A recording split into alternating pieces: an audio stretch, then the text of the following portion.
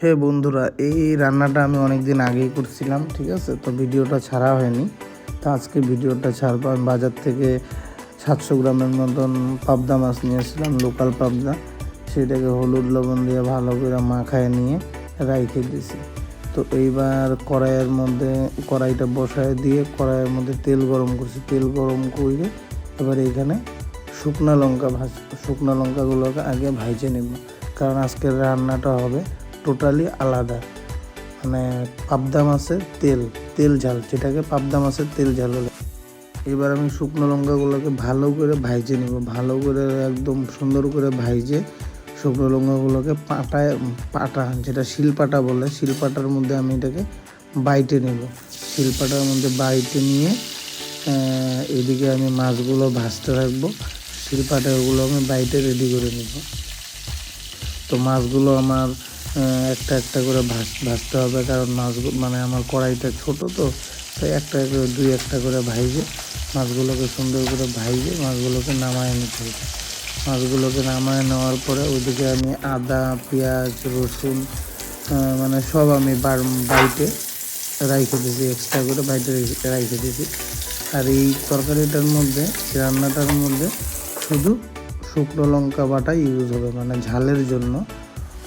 অন্য কোনো মানে ঝাল ইউজ হবে না। এমনি তোমরা এক্সট্রা কাঁচা লঙ্কা ফাইরে বা গোটা গোটা রান্নার শেষে দিতে পারো, ওইটা আলাদা একটা ফ্লেভার আসবে, আলাদা একটা টেস্ট হবে। তো আমার মাছগুলো মোটামুটি ভাজা হয়ে গেছে, মাছগুলোকে ভাইজে আমি এবার উঠায় নিলাম। এবার আমি কড়াইয়ের মধ্যে দিয়ে দিলাম, ফোড়নে দিয়ে দেবো কালো জিরা। ফোড়নে কালো জিরা দিয়ে কালো জিরাটাকে একটু ভালো করে মানে ভাইজে নিতে হবে। ভাইজে নেওয়ার পরে তারপরে এখানে দিয়ে দেবো আমি পেঁয়াজ কুচি, কিছু পরিমাণ মানে পরিমাণ মতন পেঁয়াজ কুচি দিলাম। পেঁয়াজ কুচি দেওয়ার পরে পেঁয়াজ কুচিটাকে সুন্দর করে লাল লাল লাল লাল করে ভাজতে হবে। এবার লাল লাল করে ভাজার পরে এবারে এখানে দিয়ে দেবো আমি আদা, পেঁয়াজ, রসুন বাটা।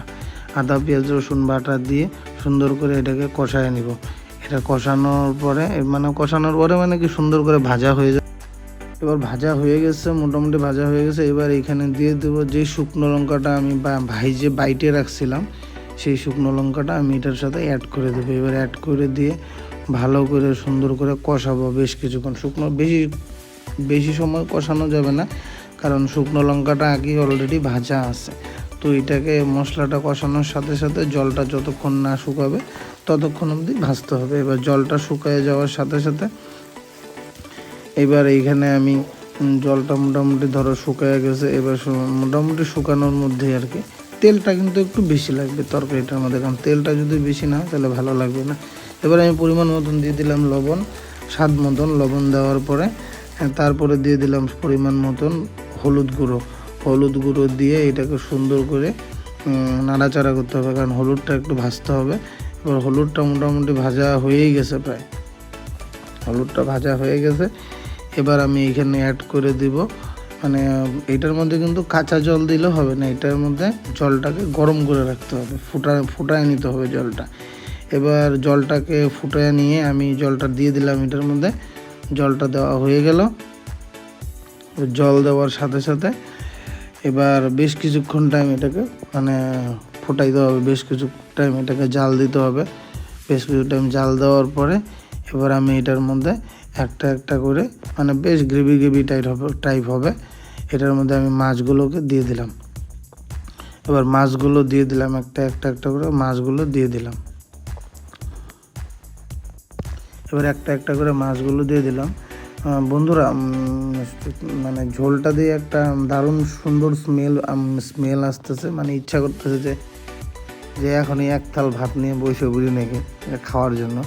কিন্তু যাই হোক, তোমরা শুধু রান্নাটা দেখো, আর রান্নাটা দেখার পরে কমেন্ট করে অবশ্যই জানাবা কেমন লাগলো, ভালো লাগলো কিনা। যদি ভালো লাগে অবশ্যই লাইক করবা, শেয়ার একটা করে দেবো, আর সুন্দর একটা কমেন্ট করবা।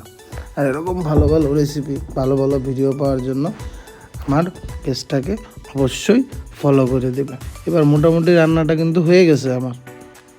এবার আমি ফ্লেভারের জন্য কয়েকটা কাঁচা লঙ্কা ফাইরে নিয়েছি। একদম জিনিসটা পুরো গ্রেভি টাইপ হবে, তরকারিটা পুরো রেডি হয়ে গেছে সব, ঠিক আছে। এবার আমি তরকারিটাকে নামায় দিব, সব কমপ্লিট।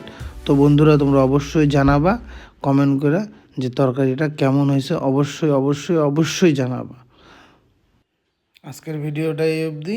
তো সবাইকে অসংখ্য অসংখ্য ধন্যবাদ। ভালো থাকবা, সুস্থ থাকবা সবাই।